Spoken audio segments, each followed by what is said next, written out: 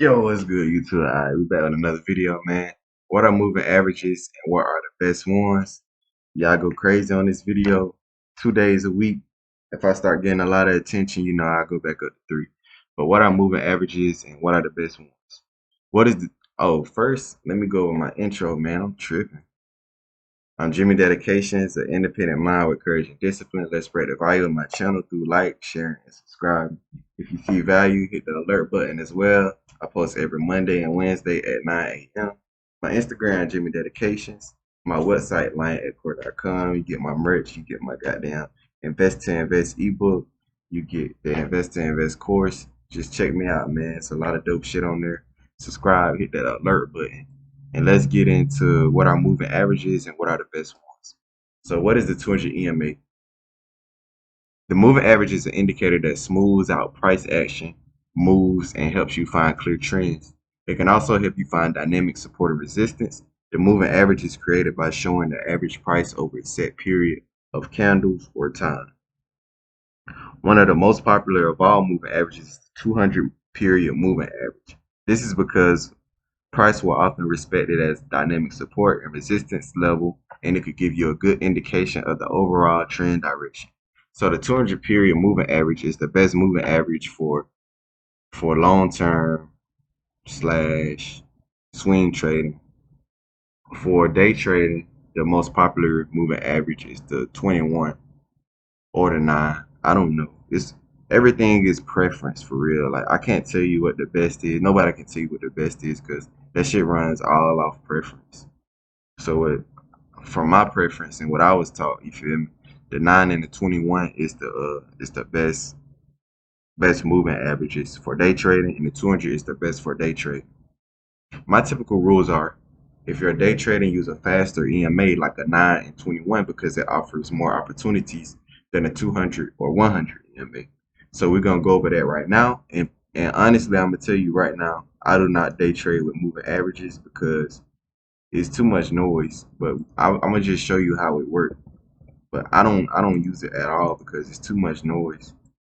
Like look at it. Like alright, so I'm gonna tell you one way how people use it. I shouldn't even tell you how they. I'm gonna tell you how they use it. I can't tell you how I use it because I don't use this shit. It's like too much noise. But basically, you see how a price comes up to it and bounce and bounces down. So this line right here calculates the past 21 candles, right? And they put it in one line. So that one line is the past 21 candles. So it's showing like the average price where price moves for the past 21 candles, right? So yeah, this is it. And price tends to respond to these levels a lot. So you can see that it bounced down from it, bounced down, traded sideways, went above, bounced up, you feel me? But no matter what moving average you use, price will respect it. Like this shit is just too much noise for me. Like I don't trade with that shit unless I'm long term investing. But I show you some examples of the 21.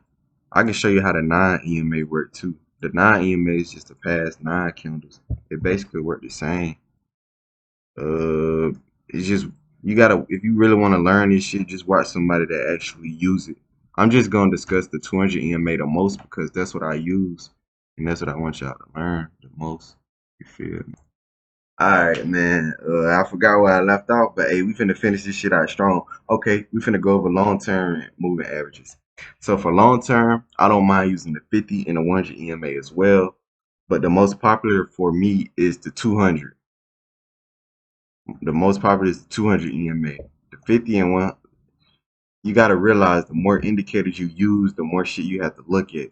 I had went over this on my Instagram live, so check me out on Instagram live. I be going on there at random times when I'm bored and just want to drop some knowledge. But I basically went over to explain the more indicators you use, it's like the more people you're trying to listen to on how to do some shit because each indicator is a tool that tells you how price is moving, right? So say you got say you're trying to learn how to type the correct way, like the white folks way, with your goddamn index fingers on F and J. Think if you have 20 different teachers, right, teaching you each different way how to type. That's gonna be way harder than just having one teacher because now you're trying to learn how to type differently from 20 different teachers instead of one. So the more indicators you use, you get in more information on what price is doing, which could goddamn confluence you, confuse you, and could do all that type of shit to you, yeah, compared to just having one. So for me personally, I've been sticking to like a minimum of three for real, and really one. But yeah, we finna go over that shit just so I can explain it to y'all, cause I used to work with it. But nothing is perfect, as you can tell. So for uh long-term trading, we use 200 EMA. So boom, we already see example right there. Came to the 200 EMA at 24. Boom, bounced back up to 40. That shit damn near doubled for real. Boom, came back down here. Boom, bounced again. And now it's just finna trade sideways, bro. Let's check out Apple. Feel me? It really got near right here. That shit would have been a dope buy too. Boom. If I would have seen this, I really would have entered right here. I'm like, okay, it's trending, and we can also use this as a stop loss kind of. So I would have hopped in. I felt like that would have been a safe entry. So uh, let's see. See, it's not perfect though. You feel me? It could go a little bit below or a little bit above. You feel me? It's not perfect. Boom, right here. You feel me? I'm just showing you how this shit bounce. We're gonna look at a 50 EMA now. Yeah, I'm ready.